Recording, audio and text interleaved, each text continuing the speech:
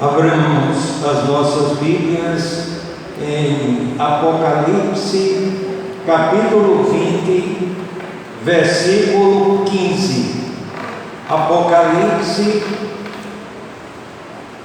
capítulo 20, versículo 15. E todo aquele que não foi achado inscrito no livro da vida foi lançado no lago de fogo. Vamos todos repetir este versículo, todos. E todo aquele que não foi achado inscrito no livro da vida foi lançado no lago de fogo.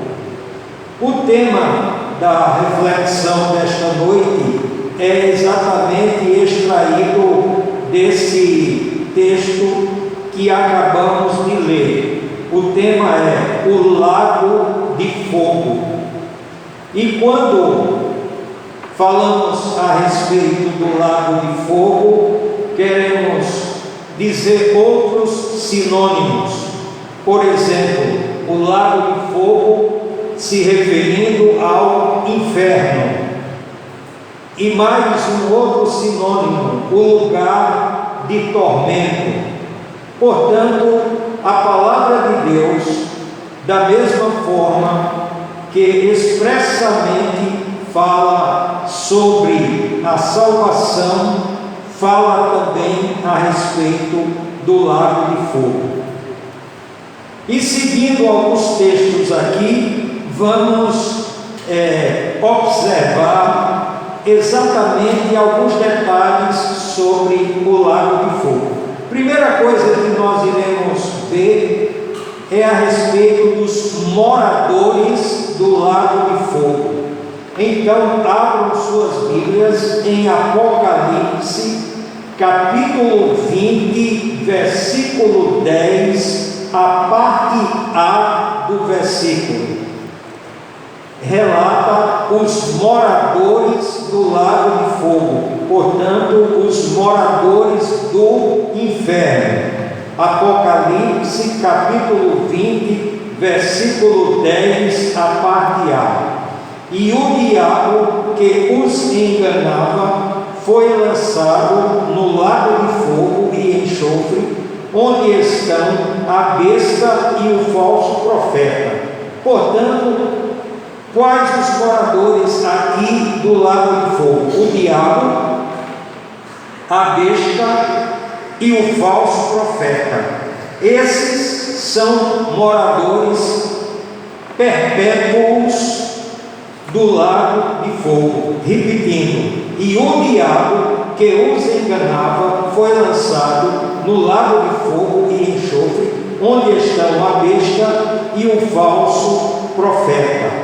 Agora nós vamos ver em Apocalipse, capítulo 20, versículo 10, a parte B do versículo, a temporalidade do lago de fogo.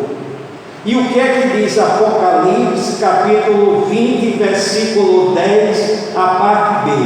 E de dia e de noite serão atormentados pelos séculos dos séculos. Ora, o que significa dizer que o lago de fogo é para sempre, é eterno? Portanto, os moradores perpétuos ou aqueles que estão no inferno, a temporalidade é esta. E de dia e de noite serão atormentados pelos séculos dos séculos. E agora nós vamos para Apocalipse, capítulo 20, versículo 15. O texto que nós lemos como devocional representa o maior perigo para o ser humano. Prestemos bem atenção, o maior perigo para um ser humano. Apocalipse capítulo 20, versículo 15. E todo aquele que não foi achado inscrito no livro da vida foi lançado no lago de fogo. Mas a palavra de Deus estabelece um roteiro da salvação, e nós queremos mostrar 4 textos, e esses 4 textos aqui é o roteiro para que alguém não vá para o lago de fogo. O primeiro texto que nós vamos analisar é Marcos capítulo 16, versículos 15 e 16. O segundo texto é João capítulo 3, versículo 36. O terceiro texto é primeira carta de João, capítulo 5, versículos 11 e 12. E o quarto texto, João 14, 6. Portanto, nós vamos analisar, porque cada um desses textos mostra o que a pessoa deve fazer para se tornar inscrito no livro da vida. Primeiro texto que nós vamos analisar, Marcos capítulo 16, versículo 15 e o versículo 16, a parte A do versículo. Veja o que é que diz. E disse-lhes: ide por todo o mundo e pregai o evangelho a toda criatura. Quem crê e for batizado será salvo. Portanto, nesse primeiro texto mostra como um roteiro, como um GPS, como um guia da salvação. Repetindo o versículo 16, a parte A. Marcos capítulo 16, versículo 16, a parte A. Quem crê e for batizado será salvo. Mas agora nós vamos ver o que é que diz Marcos capítulo 16, versículo 16, a parte B. Mas quem não crê será condenado. Portanto, quem não crê vai para o lago de fogo. Portanto, esse primeiro texto aqui, nesse roteiro da salvação. Vamos agora para o segundo texto, João capítulo 3, versículo 36, a parte A do versículo. O que é que diz? Quem crê no Filho tem a vida eterna. Agora nós vamos ver João 3, 36, a parte B. O que, porém, desobedece ao Filho não verá a vida, mas sobre ele permanece a ira de Deus. Veja que roteiro fácil de entendimento, porque no mesmo texto fala o que se deve fazer para ser salvo, e no mesmo texto mostra que se a pessoa não fizer isto, será condenada. Olha aí o que é que diz agora o texto completo. João 3,36. Quem crê no Filho tem a vida eterna. O que, porém, desobedece ao Filho não verá a vida, mas sobre ele permanece a ira de Deus. Agora nós vamos para o terceiro texto nesse roteiro da salvação. Primeira carta de João, capítulo 5, versículo 11, versículo 12, a parte A do versículo. Olha o que é que diz.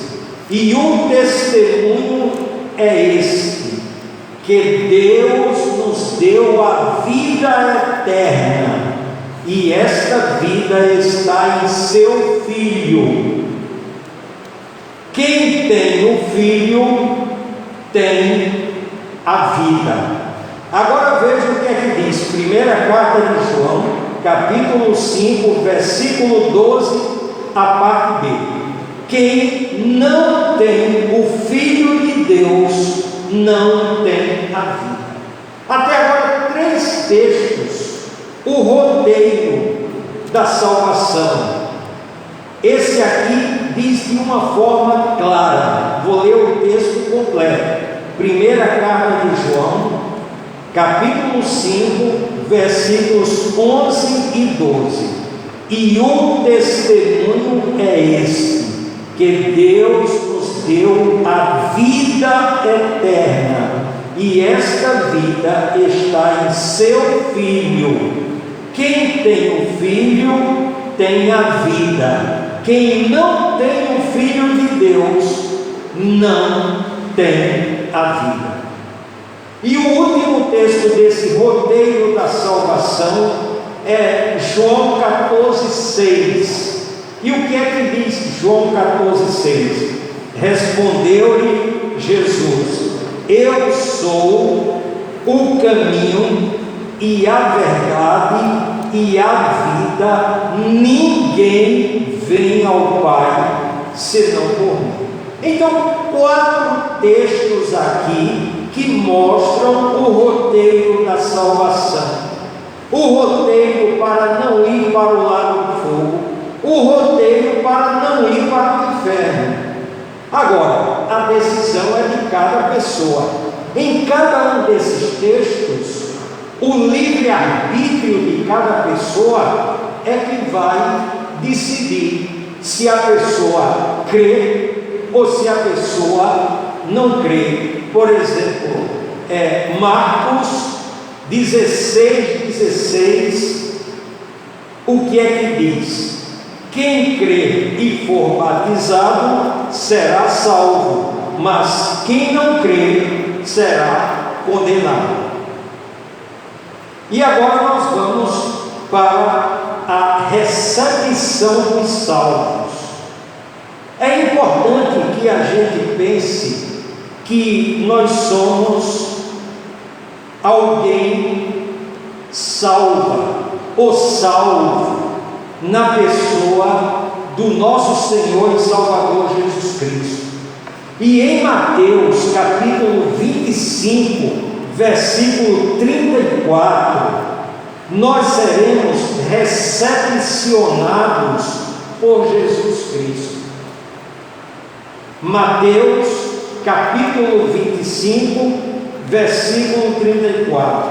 Então dirá o rei aos que estiverem à sua direita: vinde, benditos de meu Pai, possuí por herança o reino que vos está preparado desde a fundação do mundo.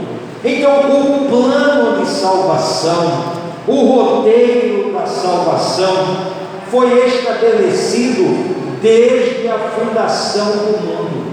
Já falamos em outras oportunidades, Deus não improvisa. Deus não improvisa. Deus planejou tudo, absolutamente tudo. E aqui nós temos a recepção dos salvos. Mas Mateus capítulo 25, versículo 41, também fala da recepção dos condenados, isto é, aqueles que vão para o lago do fogo. Mateus capítulo 25, versículo 41. Então dirá também aos que estiverem à sua esquerda: apartai-vos de mim, malditos, para o fogo eterno, preparado para o diabo e seus anjos. Então, a mesma palavra que fala da recepção dos salvos, fala também da recepção dos condenados. Eu costumo sempre dizer: quem tem uma Bíblia dentro de casa só vai para o inferno se quiser, porque tem o manual, tem o roteiro, tem o GPS para que vá para o céu. Mas em Mateus, capítulo 25, versículo 46, estabelece nitidamente a diferença dos dois lugares. Mateus 25, 46. E estes irão para o castigo eterno. E agora nós vamos pensar a respeito dessa palavra. E estes irão para o castigo eterno. Ora, se a gente tem sofrimento aqui na terra, e os sofrimentos são passageiros, mas nos incomoda, é desconfortável, imagine agora o castigo para sempre. Agora veja um detalhe: quem está dizendo isso aqui não é o pastor Gilmar, não. Isso não é uma invenção de homens, não. Quem está falando isso aqui é Jesus Cristo, o Filho de Deus.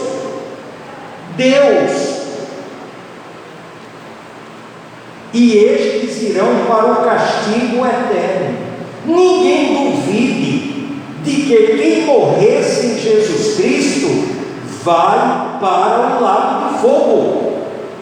E não adianta vela, não adianta reza, não adianta oração, não adianta mais nada.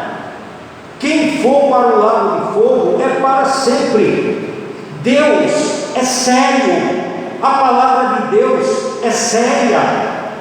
Nós, quando nos reunimos aqui para falar da Bíblia, é porque a Bíblia é o livro mais sério que existe em toda a humanidade. Toda a humanidade. Não existe um livro que seja igual à Bíblia. Então, pensemos aqui que um dia a gente vai estar dentro do caixão.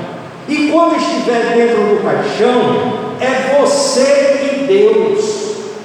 Não adianta cientista, não adianta médico, não adianta engenheiro, não adianta advogado, não adianta pastor, não adianta padre, não adianta ninguém.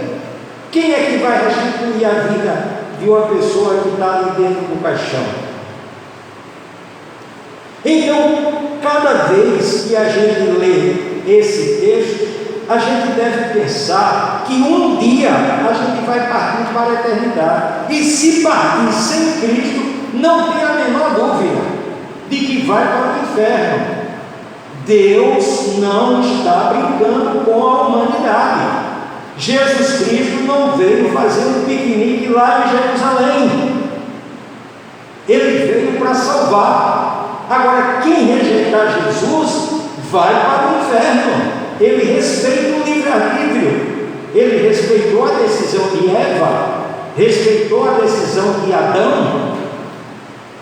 Da mesma forma, o plano de salvação, o roteiro de salvação, o que fazer para ser salvo. Mas se não fizer isso, está embaixo, é condenado. Mateus 25, 46. E estes irão para o castigo eterno, mas os justos para a vida eterna. E aí a gente vai finalizar pensando o que é ser justo. O que é ser justo? Vamos abrir as nossas Bíblias em Romanos, capítulo 1, versículos 16 e 17. Romanos, capítulo 1, versículos 16 e 17. Porque não me envergonho do Evangelho, pois é o poder de Deus para a salvação de todo aquele que crê, primeiro do judeu e também do grego, porque nele se descobre a justiça de Deus de fé em fé, como está escrito: mas o justo viverá da fé. Então, o que é ser justo? É alguém que aceitou Jesus, que crê em Jesus. Mas vamos provar isso dentro da Bíblia. Romanos, capítulo 5, versículo 1. O que é que diz Romanos, capítulo 5, versículo 1? Justificados, pois, pela fé, tenhamos paz com Deus por nosso Senhor Jesus Cristo. Então, o que significa justificados?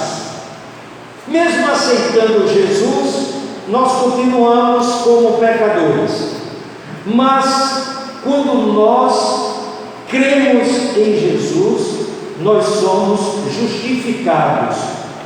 E o que significa justificado? Significa que nós somos declarados justos. Por quê? Porque aceitamos Jesus Cristo como único e suficiente Salvador.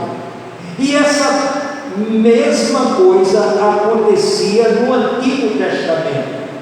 Abacuque, capítulo 2, versículo 4.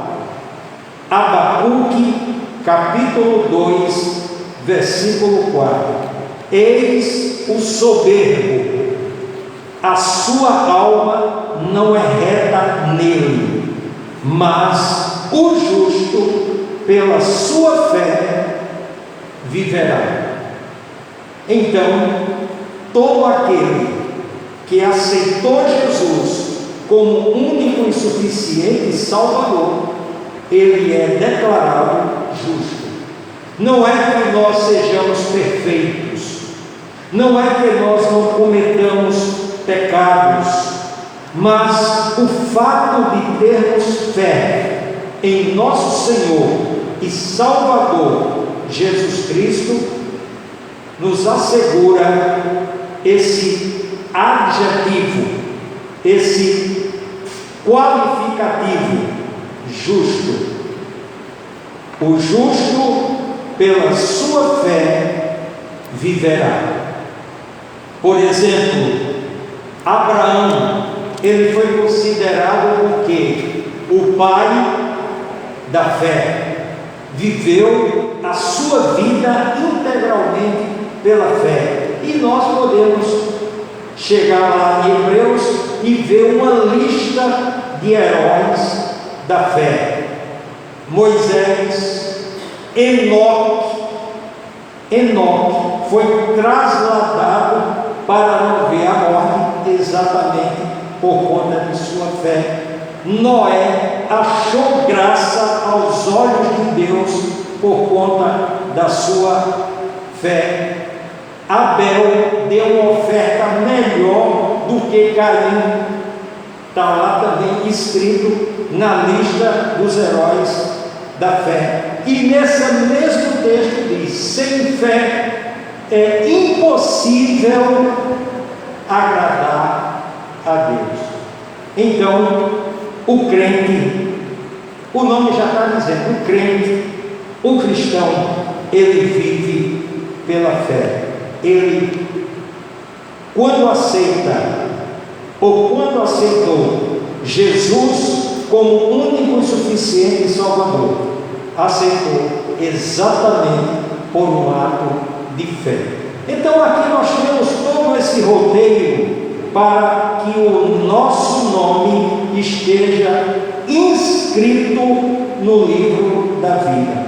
Mas quem fugir desse roteiro não tem a menor dúvida de que fará companhia ao diabo, à besta e o falso profeta. Está escrito.